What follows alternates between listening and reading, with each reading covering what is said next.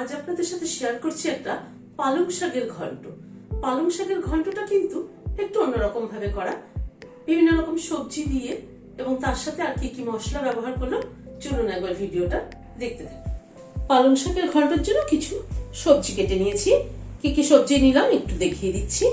এখানে বেগুন নিয়েছি, একটা বড় বেগুনের অর্ধেকটা। বেগুনের পরিমাণটা একটু বেশি হলে ভালো লাগে, আর পালং শাকে তো বেগুন মানে মাস্ট দিতেই হবে। একটা আলু নিয়েছি ছোট ছোট করে কেটে, সবই কিন্তু খুব ছোট ছোট করে কেটে নিতে হবে। 4-5টা সিম এরকম লম্বা লম্বা করে ছোট ছোট করে কেটে নিয়েছি। আর এখানে 2 আটি পালং শাক কুচি করে নিয়েছি। পালং শাকগুলো খুব কচি ছিল, একদম দেশি পালং শাক, ছোট ছোট পাতাগুলো হয় না সেগুলো একদম। কড়াইতে সরষের তেল দিচ্ছি, তেলটা গরম হয়ে এসছে। বড়ি এখানে খানিকটা কলাই ডালে নিয়ে নিয়েছি, বড়িটাকে আগে ভেজে নিচ্ছি। বড়ি ভাজতে কিন্তু সবসময় একটু তেল লাগে, কম তেলে কিন্তু বড়ি ভাজা হয় না, তাহলে ভেতরটা কাঁচা থেকে যায়। বড়িটাকে যদি সুন্দর করে লাল করে ভাজতে হয় তাহলে কিন্তু তেলটা একটু লাগে। বড়িটাকে লাল করে ভেজে নিলাম, তুলে নিচ্ছি। ওই তেলে প্রথমে বেগুনটা দিয়ে দিচ্ছি, অল্প একটু নুন দিয়ে দিলাম, সামান্য পরিমাণে একটু হলুদ দিয়ে দিলাম। নুন হলুদ দিয়ে বেগুনটাকে ভেজে নেব। গ্যাসের ফ্লেমটাকে মিডিয়ামে রেখে ধীরে ধীরে বেগুনটা ভেজে নেব, কারণ বেগুন কিন্তু প্রচুর তেল টানে, সেই জন্য একটুখানি ফ্লেমটাকে কম করে দিয়ে ধীরে ধীরে ভাজলে কম তেলে কিন্তু মোটামুটি ভাজা হয়ে যায়। বেগুনটাকে ভেজে নিলাম, তুলে নিচ্ছি। বেগুনটা তুলে নেওয়ার পরে আবার একটু তেল দিচ্ছি, 1 চামচ 5 ফোড়ন দিলাম, ফোড়নে হিং দিলাম 1/4 চামচ, একটা কাঁচা লঙ্কা মাথাটা ছিঁড়ে দিয়ে দিই। ফোড়নটাকে একটু ক্র্যাক করিয়ে নিচ্ছি। ফোড়ন কিন্তু তেল খুব বেশি গরম করে ফোড়ন দেবেন না কখনোই, তাহলে ফোড়ন পুড়ে যাবে, ফোড়নের সুগন্ধটাই কিন্তু থাকবে না। ফোড়নটা থেকে একটা সুগন্ধ বেরোনোর পরে প্রথমে আলুটাকে দিয়ে দিচ্ছি। আলুটাকে দিয়ে একটু নাড়াচাড়া করে নিচ্ছি। প্রথমে আলুটাকে এই মিনিট খানেক একটু নাড়াচাড়া করে নিলাম।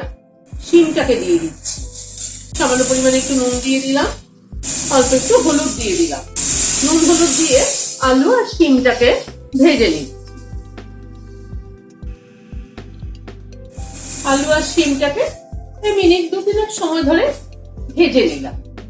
অল্প একটু জিরের গুঁড়ো দিয়ে দিলাম, এখানে 1/2 চামচেরও কম জিরের গুঁড়ো আছে। ধনের গুঁড়ো 1/2 চামচ দিয়ে দিলাম। জিরে ধনের গুঁড়োর পরিমাণটা কিন্তু খুব কম হবে। সামান্য একটু জল দিয়ে দিচ্ছি। জিরে ধনের গুঁড়োটাকে একটুখানি কষিয়ে নিচ্ছি। জিরে ধনের গুঁড়োটাকে জাস্ট একটুখানি মিনিট খানেক নাড়াচাড়া করে নিলাম। এবার শাকটাকে দিয়ে দিচ্ছি, শাকটাকে দিয়ে মিশিয়ে দিচ্ছি।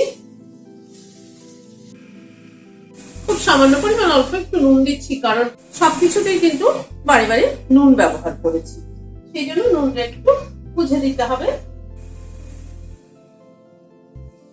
একটুখানি ঢেকে দিচ্ছি, মিনিট 2 মতো ঢাকা ছিল, ঢাকাটা খুলছি। শাকটাকে আর একটু কষিয়ে নেব। শাকটাকে 2-3 মিনিট সময় ধরে একটু ভাজা ভাজা করে নিলাম। বেগুনগুলোকে দিয়ে দিচ্ছি, 1/2 চামচ চিনি দিয়ে দিলাম। এইভাবে পালং শাকের ঘন্ট খেয়ে দেখবেন দারুণ লাগে। মূলো থাকলে একটু মূলো ছোট ছোট করে দিলে আরো ভালো লাগে। এখানে হামালদিস্তার মধ্যে বড়িগুলো দিয়ে দিচ্ছি, যেগুলো ভেজে রেখেছিলাম। বড়িটাকে গুঁড়ো করে নিচ্ছি, বড়িটাকে গুঁড়ো করে নিলাম। বেগুনটাকে দিয়ে আর একটু নাড়াচাড়া করে নিলাম। এবারে বড়ির গুঁড়োটা দিয়ে দিলাম।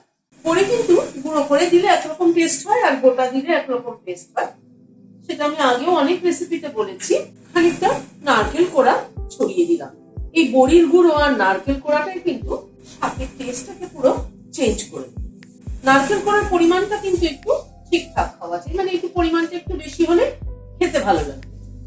নারকেল কোড়ার বড়িটাকে মিশিয়ে দিলাম। একটা কাঁচা লঙ্কা মাথাটা ছিঁড়ে দিয়ে দিলাম, দিয়ে একটু মিশিয়ে দিচ্ছি। গ্যাসের ফ্লেমটাকে বন্ধ করে দিলাম, ঢেকে দিচ্ছি স্ট্যান্ডিং টাইম 5 মিনিট। গরম গরম ভাতের সাথে প্রথম পাতে কিন্তু এরকম একটা পালং শাকের ঘন্ট হলে আর কিছু চাই না। ভিডিওটা যদি ভালো লেগে থাকে তাহলে একটা লাইক এবং সাবস্ক্রাইব করার অনুরোধ রইল। আজ তাহলে এখানে শেষ করছি। নমস্কার।